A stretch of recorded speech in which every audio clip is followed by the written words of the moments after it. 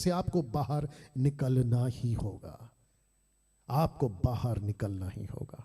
अगर अभी कोई कहता है या सोच रहा है, ठीक है डैनियल भाई आपकी बात ठीक लग रही है, ऑफ कोर्स ठीक लगेगी क्योंकि मैं बाइबल से बात कर रहा हूं, बाहर से तो नहीं बात कर रहा, और आप कह रहे हैं मेरी कुछ आदतें मैं उसका क्या करूं जो छूट नहीं रही है। हे मेरे भाई आपसे छूट नहीं रही है क्योंकि वो रूटेड हो चुका है। क्या पास्टर डैनियल यीशु मेरी मदद करेगा? बिल्कुल नहीं। यीशु आपकी मदद तब करेगा जब आप छोड़कर उसके पास आओगे। यही तो कहता है दूसरा कुरिन्थियों 6वां अध्याय वचन 13, 14, 15, 16, उनके बीच से निकलो, उनसे अलग रहो, तब मैं तुमको ग्रहण करूंगा। यही तो लिखा है।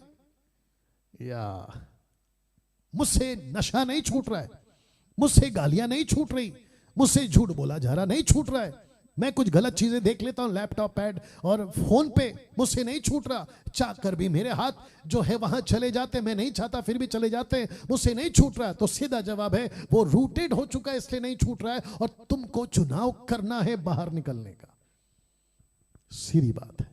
पास्टर डैनियल क्या प्रार्थना करोगे? मेरा प्रार्थना असर नहीं करेगा। अच्छा, अफ्रीका का पास्टर प्रार्थना करने से ठीक हो जाएगा? नहीं होगा। क्या कोई विदेश देश का पास्टर प्रार्थना करने से कुछ हो जाएगा? नहीं होगा। सीधी बात, सीधी बात। कैसा लग रहा है दोस्तों? बात आ रही है ना समझ में? आपने यीशु का उद्धार तो पा लिया, लेकिन सकरे रास्ते का चुनाव आपने नहीं किया। एक व्यक्ति है जिसका नाम है पौलुस, देख लीजिएगा। कहता है पहला कुरिन्थियों 9:27, 1 Corinthians chapter 9 verse 27, कहता है परंतु मैं अपनी देह को, मैं खुद को देह को मारता कूटता और वश में लाता हूं। और दूसरा कुरिन्थियों 10:5, 2 Corinthians chapter 10 verse 5, कहता है सो हम कल्पनाओं को, हर एक ऊंची बात को जो परमेश्वर के पहचान के विरुद्ध में उठती है खंडन करते हैं, और हर एक भावनाओं को कैद करके मसीह का आज्ञाकारी बना देते हैं। पौलुस ऐसा क्यों कह रहा है? वो कह रहा है कि मेरे मन में, मेरे अंदर, मेरे शरीर में कुछ ऐसी बातें उठती हैं, पुराना आदत, पुराना स्वभाव, पुरानी बातें, गंदगी की बातें मुझे याद आती हैं, लेकिन मैं खुद को पीटता कूटता। वाह, ये है सकरा रास्ता। इसलिए पौलुस मरने से पहले क्या बोलकर गया पता है? ऐसा दम, ऐसा घट्स और ऐसी बातें ये आदमी कर पाया। जानते हो उसने क्या कहा मरने से पहले? ये कहता है कि I have finished my race, मैंने अपनी दौड़ पूरी की है।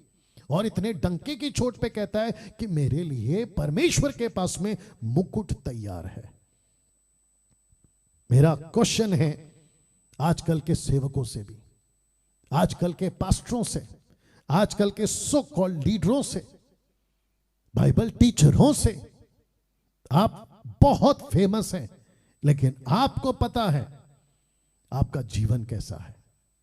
आपको खुद को पता है पैसे के मामले में, औरत के मामले में, आपके व्यभिचार के मामले में, घमंड के मामले में, मिनिस्ट्री के मामले में, आपके खुद के फैमिली के मामले में, आपको खुद को पता है कि आपका जीवन कैसा है। आज मैं आपको इस मैसेज के माध्यम से आपको कहना चाहता हूं, आपने चुनाव किया था ना कि मैं यीशु का उद्धार पाऊंगा, तो सकरे रास्ते को क्यों नहीं चुना तुमने? सकरे रास्ते पे क्यों नहीं चल रहे?